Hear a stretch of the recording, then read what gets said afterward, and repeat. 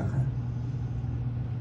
I guess just after maybe maturing a bit, because I think I started going trending back in 2020, and at the time I was only 15. Yeah.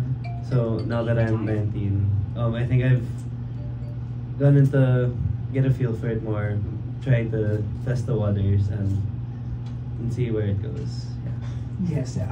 Hindi ka ba mas natitense because syempre you're following the footsteps of your Tito Rico yan, no? Na sobrang sumikat talaga nung time na nag-artista siya, hanggang nung time na nawala siya, di ba?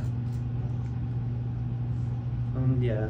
So I think I'm trying to get a feel of how it is, and of course following in his footsteps. He started off with commercials while he was still studying. Yeah. And yeah, I guess I'm just trying to test the waters on how it is so far. You're still studying? Yes, I'm a first year in college. Ateneo? Yes. Yeah. Pero syempre, si Rico, that time, lalo siyang sumikat na magkaroon ng love team, Claudine Barreto. Sino naman gusto mo maging Claudine Barreto ng career mo? Yeah. Meron ka mga syempre may mga kilala ka for sure. Yeah, pero meron ka mga crushes in showbiz na sa tingin mo pwedeng maging ka-love team whatever? I'm not super familiar with okay. A lot of showbiz artists because I grew up abroad in Australia, so I'm not super familiar with all the artists. Yeah, how's your Tagalog since you grew up in Australia? I'm sorry about that. Yeah. I didn't know. Yeah, I thought you grew up okay. here. No, I nag-English ako bigla.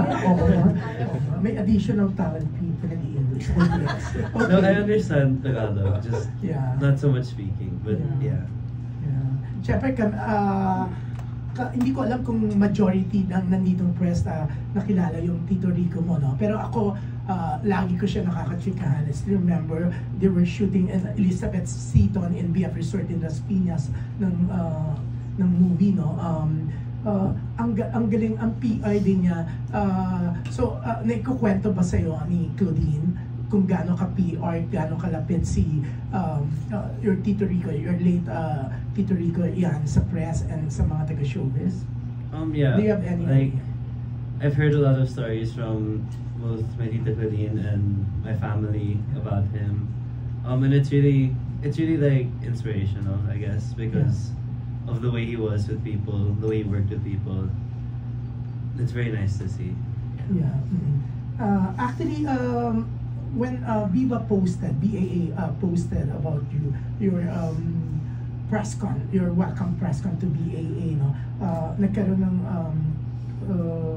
nag-trending, you know, a lot of people are so excited. Pati mga fans ng Claudine Rico, no? Pero eto, ang tatanungin ko, sisingit ko kay Claudine, dito ka na sa